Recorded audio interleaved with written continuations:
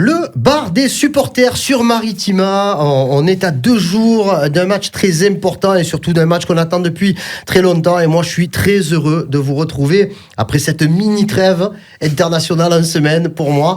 Je vous retrouve avec un grand plaisir. Steph Martin c'est avec nous, salut mon Steph. Salut les amis. Jacques Bail, le salut taulier, les gars. il est là, On est là, ça va très très bien les amis. Bon messieurs, vous m'avez régalé pendant 2 jours avec Marc, j'ai votre conseil de classe là où vous avez joué au psychologue du football. C'était quand même super sympa. Je voudrais juste moi qu'on revienne, je sais que vous en avez parlé hier, il n'y a pas de problème, mais je voulais qu'on parle un petit peu plus d'Ismaël Koné. Ismaël Koné parce que c'est un joueur, alors je vais pas vous demander qu'est-ce que vous allez lui dire pour qu'il aille mieux, qu'il aille pas mieux. Non, je voudrais juste qu'on parle de ce joueur qui est très important dans le dispositif de Roberto De Zerbi, dans la volonté d'apporter de la jeunesse, de la vitesse dans le jeu de l'Olympique de Marseille. Et c'est vrai que pour l'instant, handicapé par les blessures, à la sortie d'une grosse saison en Championship, puis d'une grosse Copa América où il a perdu avec le Canada en demi-finale, Ismaël Koné ne donne pas encore la plénitude de ce qu'il peut nous montrer. On l'avait vu cet été avec un but exceptionnel face à Sunderland. Et puis, les blessures l'ont fortement contrarié. On a parlé de ce qu'il a fait. Moi, j'aimerais savoir qu'est-ce qu'il peut apporter à l'Olympique de Marseille. Il peut apporter cette profondeur-là, parce qu'on le voit quand, comme tu viens de le citer, le but qu'il met à Sunderland, où il part pratiquement du rond central sur le côté, il prend la verticalité avec sa vitesse, avec ses capacités physiques et techniques. On a vu ce qu'il était capable de faire. Donc voilà, c'est ce joueur-là qui a surpris beaucoup de supporters olympiens.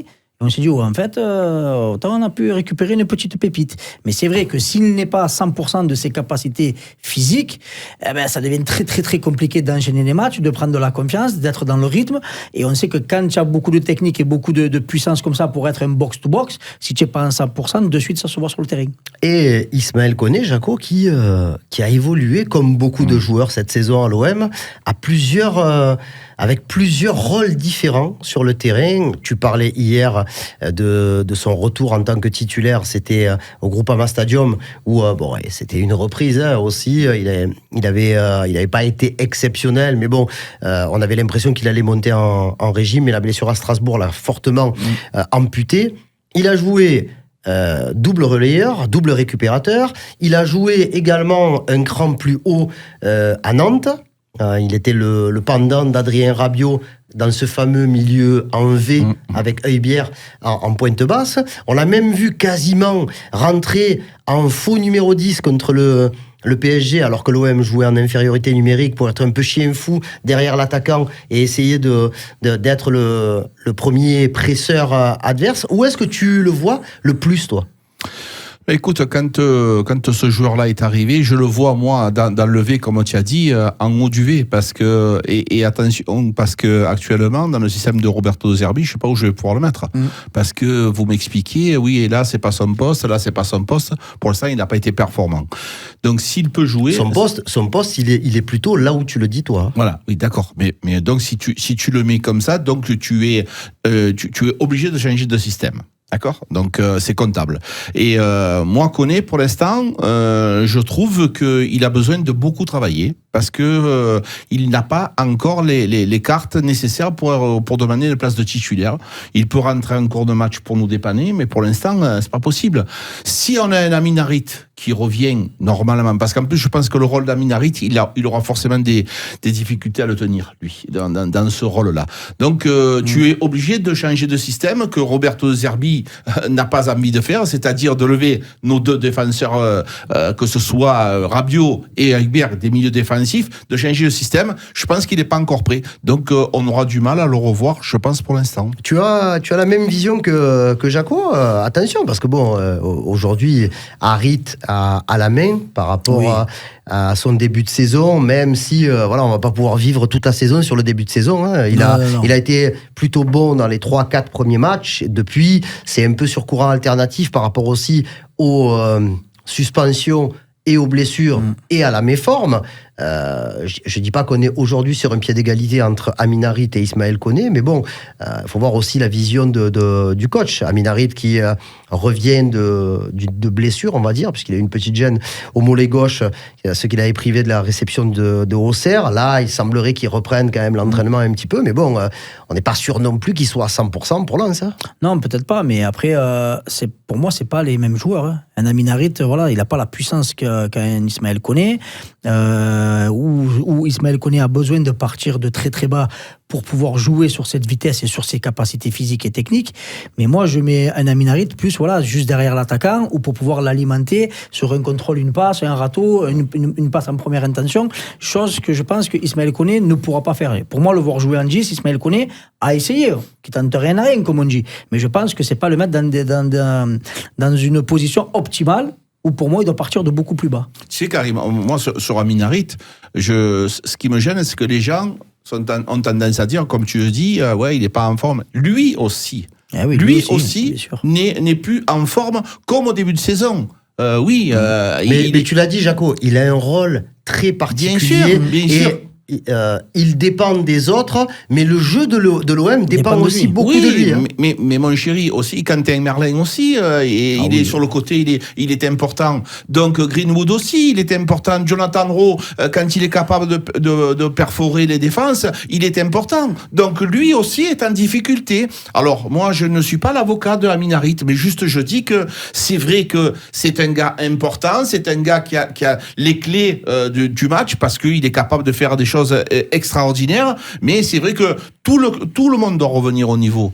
C'est pas possible d'avoir vu un match comme on a vu à Lyon. Ah oui. Moi, j'ai pas envie qu'on me parle de l'effectif et ceci et cela. Non, les gars, on a vu un match extraordinaire à Lyon. Après, Lyon est un match un peu particulier. Oui, mais tu as vu de quoi tu t'en entendu en parler hier. Pour moi, ça peut pas être un match référence parce que tu ne vas pas jouer. Non, mais parce que tu vas pas jouer tes matchs à 10 contre 1 pendant 95 minutes. L'état d'esprit était là. Oui, mais c'est obligatoire. S'il n'y a pas d'état d'esprit, mais face à Auxerre, quel état d'esprit on a eu? En infériorité numérique, quand tu n'as pas d'état d'esprit, tu meurs. Oui, mais donc ils nous ont montré qu'ils étaient capables même en infériorité numérique, de jouer la dragée haute et d'aller chercher la victoire dans les dernières secondes. Ce qu'on a vu face à Paris et face à Auxerre au niveau de l'état d'esprit et de l'intensité, c'est tout simplement inacceptable. Et on le sait que dans le monde professionnel, tout l'OM côté deuxième budget de France, un gros mercato avec des joueurs de talent et de talent à devenir. Si tu mets pas ce qu'il faut au niveau de l'impact et de l'intensité, eh ben tu vas te faire manger en face, c'est tout. Mais c'est ce qu'il a reproché de Servi. À la sortie du match d'Auxerre, c'est ce qu'il reproche à ses joueurs. C'est l'état d'esprit. Quand il dit le fameux vous n'avez pas de couilles, c'est exactement ça. Il leur reproche de ne pas avoir mis ce qu'il fallait pour pouvoir être performant sur ce match-là. Moi, je ne veux pas croire que De Zerbi ait préparé cette équipe à faire ce match-là. Il n'a pas dit exactement ça. Oui, mais ce que ça veut dire ça. Ça veut dire que il n'était pas manqué. Il vous en a manqué. Donc, ces mots-là, ils résument ce qui s'est passé dans ce match-là. En aucun cas, quand tu es entraîneur, tu prépares la tactique, tu prépares plein de choses, mais tu ne prépares pas une équipe à ne pas combattre comme ça. C'est pas possible. Quand tu vois cet effectif-là, tu te dis, mais les gars, vous me faites honte. Et je pense que après la demi-heure qu'il est resté dans le vestiaire, il y a eu beaucoup de ça, je pense. Adrien Rabiot, Pierre-Émile Heubière, Ulysse Garcia, Geoffrey Kondogbia, ils sont tous rentrés de trêve internationale. Amir Murillo également. On attendait encore là, en fin d'après-midi, les Sud-Américains et Ismaël Koné. Comment préparer un match important comme celui de Lens, de samedi à 17h, avec 3 joueurs de l'effectif. Ça aurait pu être pire. On n'en a que 3 entre guillemets, mais dans une période où il y a quasiment 2 semaines sans match, comment tu fais pour te projeter véritablement sans 3 joueurs? Je pense que sincèrement, il va pas pouvoir les faire trop travailler. Physiquement, parle. Voilà, physiquement. Donc ça va être. Ça sera juste une mise en place demain. Voilà, ça va être mise en place. Peut-être un dialogue sur chaque joueur, savoir quel est leur état physique. Je pense qu'ils ont regardé quand même le match de nos internationaux pour pouvoir savoir ce qu'ils ont fait de bien et de moins bien. En revenant sur Balerdi, il a fait un match très moyen et un deuxième qui est très haut niveau par rapport aux deux entrées qu'il a fait. C'est bien que tu le relèves parce que c'est vrai qu'il avait pris la foudre après le match contre le Paraguay où je trouve que c'était facile quand même de dire quasiment l'Argentine avait perdu à cause de Balerdi. Donc ça, après avoir revu 50 fois le ralenti sur, je dis pas, il a fait la faute qui a amené le coup franc, et après sur le ballon, le coup franc qui est mis dans la surface de réparation. Alors, il est un peu court, mais il y a quand même des joueurs qui peuvent intervenir aussi derrière. Après, on essaye d'être juste. Après, des fois, on peut se tromper aussi, et c'est tout à notre honneur. C'est sûr qu'on a vu le Balerdi qu'on avait vu ces dernières semaines avec l'OM lors de ce match.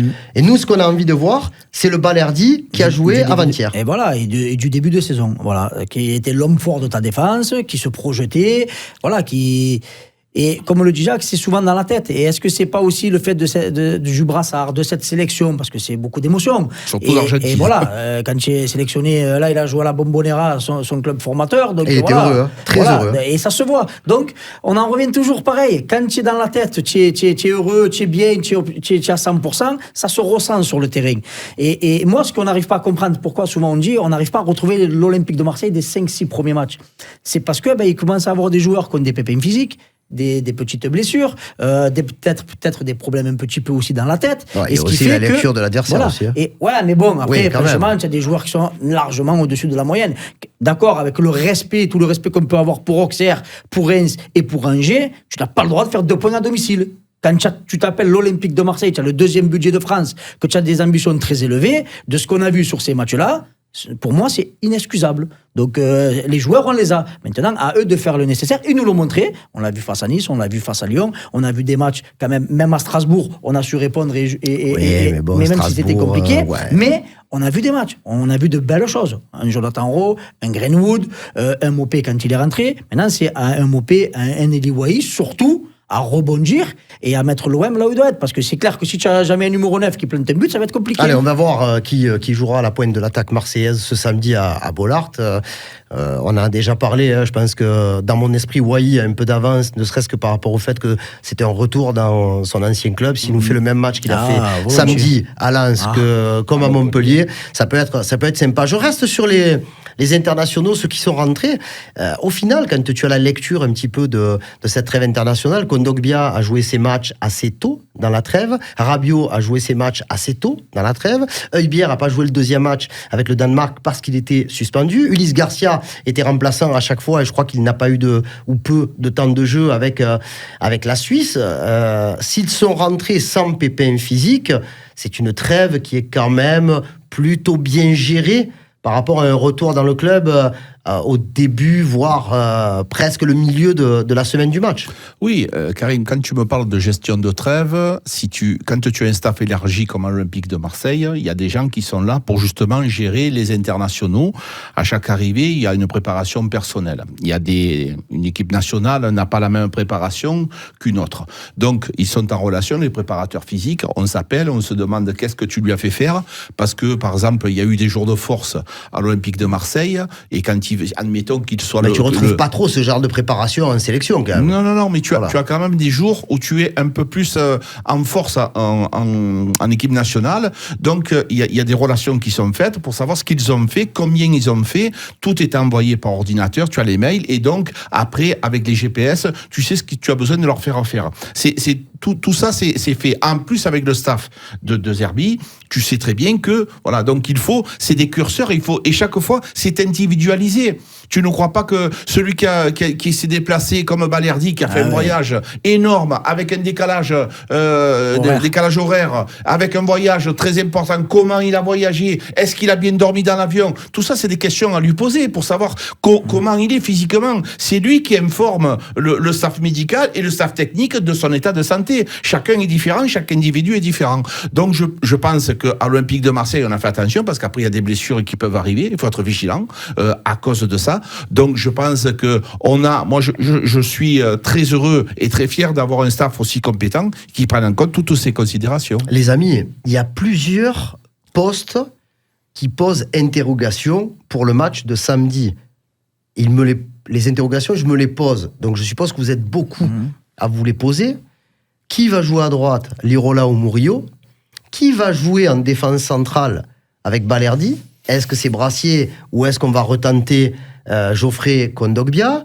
Est-ce que Amin Harit sera suffisamment remis pour pouvoir prendre les clés du jeu, ou est-ce qu'on va proposer soit à Ismaël Koné, soit à Luis Enrique de garder cette main? Est-ce que à un moment donné, avec le retour effectif vraiment maintenant, je pense, de Quentin Merlin, est-ce que Rowe va avoir une nouvelle chance comme titulaire, ou Luis Enrique sera-t-il titulaire? Et qui de Wai ou Mopé? Ça fait beaucoup de questions quand même. Ça fait beaucoup de questions. Après, si vraiment Amin Harit ne commence pas le match ou ne le débute pas parce qu'il ne le peut pas au vu de ce qu'il peut donner sur 90 minutes, moi je retenterai pas Luis Enrique. Si je dois tenter un joueur, pour moi il n'y en a qu'un, c'est Greenwood.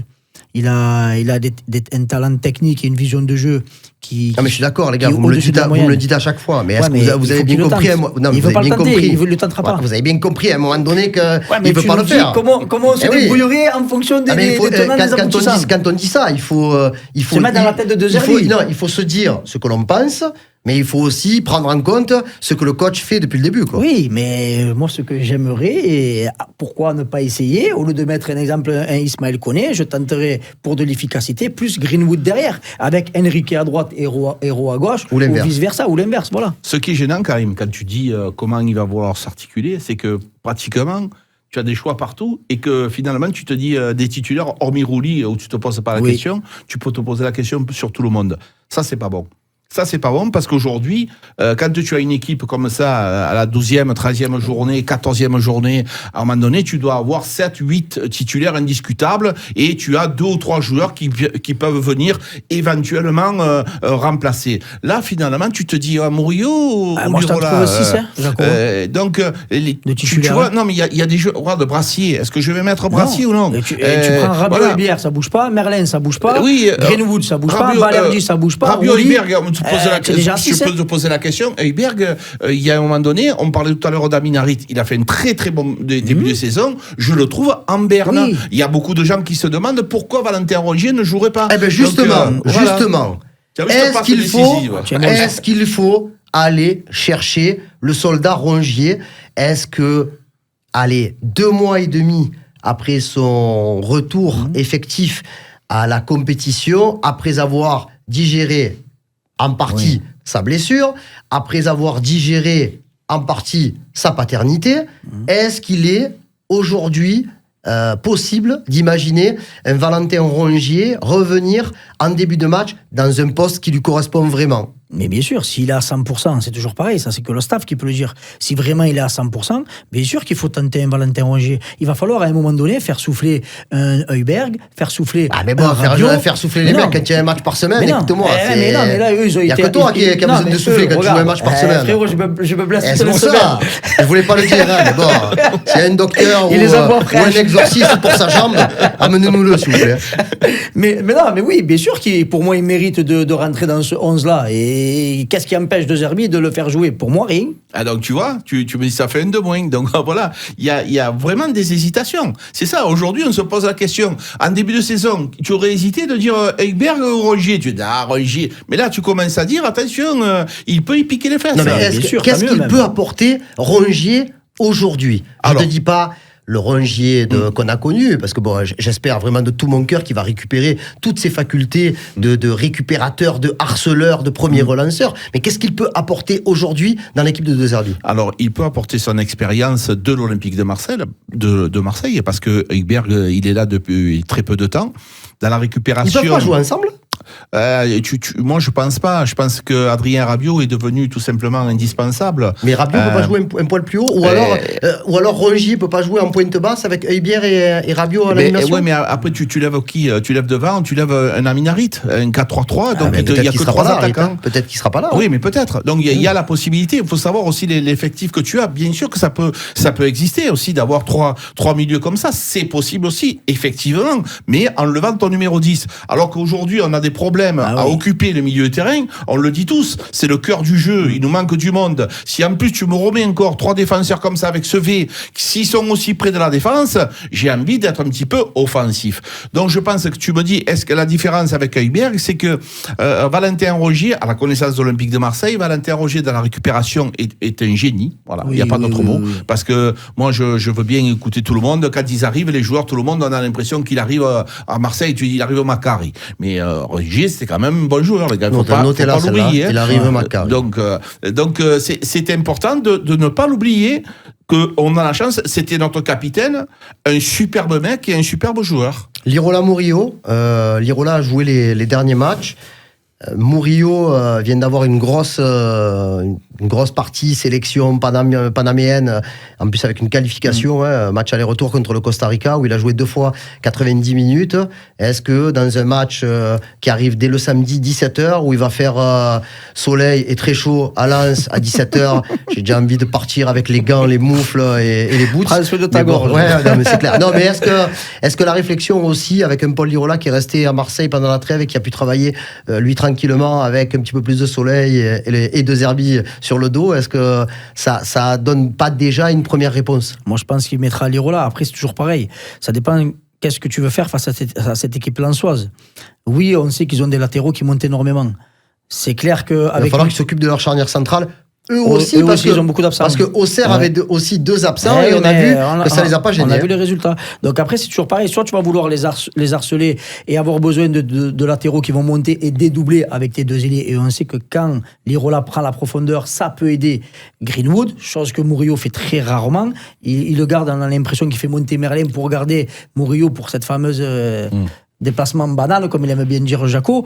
Mais moi, j'opterais pour Merlin Lirola, parce que Lirola peut t'apporter un plus offensivement et attirer un joueur pour libérer de la place à Greenwood. On en a parlé plusieurs fois pendant cette trêve. L'état psychologique de Roberto De Zerbi était quand même un peu inquiétant, je dirais en début de semaine dernière. On ne se moque pas du coach, on le respecte énormément, mais il était sans doute... peut-être plus touché que la plupart de ses joueurs après cette double gifle à domicile PSG-Auxerre. Là, avec les matchs qui arrivent, en plus, il y a 2 blocs. Parce qu'il y a un gros bloc de 4 matchs, mais il y a quand même un bloc super intéressant de 2 matchs là, entre Lens et Monaco, où tu peux revenir en odeur de sainteté en Ligue 1 si tu fais le travail, quoi. Oui, bien sûr. Après, on ne peut pas lui reprocher d'être objectif. Il était inquiet parce qu'il est objectif. Il s'est rendu compte, comme nous, on était écœurés du match, lui aussi. C'est pour ça que j'adore ce monsieur. C'est un monsieur vrai. Il n'est pas en train de t'inventer l'arbitrage par l'arbitrage. C'était un match pourri, il n'est pas content, il est inquiet, il a du mal à digérer. Donc voilà, aujourd'hui, je pense qu'il va retravailler les choses différemment. Il nous explique qu'il n'est pas content, et j'espère que contre Lens, on verra d'autres choses. C'est tout simplement indispensable. Eh bien, c'est ce que l'on verra. On en discutera, les amis, demain, à cette même place, à cette même heure, après les conférences de presse de Roberto De Zerbi et d'Adrien Rabiot à la veille du déplacement de Lens, de l'OM à Lens. Très heureux de vous avoir retrouvé. Merci de nous écouter toujours aussi nombreux, de nous regarder sur le maritima.fr, et merci également à tous les gens qui nous regardent sur YouTube et qui nous mettent des commentaires, qu'ils soient sympas ou pas. On les prend, voilà, on prend les critiques comme il se doit et avec le sourire tout le temps. Toujours. Donc ça fait plaisir. C'était le bar des supporters. Nous étions le jeudi 21 novembre et on se donne rendez-vous demain 18h, toujours ici sur Maritima. Toute la saison sur Maritima avec votre concessionnaire Nissan Marseille, l'Estac et Aubagne Groupe Morin. Suivez en direct l'Olympique de Marseille. Samedi 23 novembre à 17h, l'OM se déplace à Lens. Vivez le match en direct sur Maritima, en compagnie de Karim Attab et Jacques Bail. Avec notre partenaire, votre concessionnaire Nissan Marseille, l'Estac et Aubagne Groupe Morin. Nissan, Defy Ordinary, défiez l'ordinaire.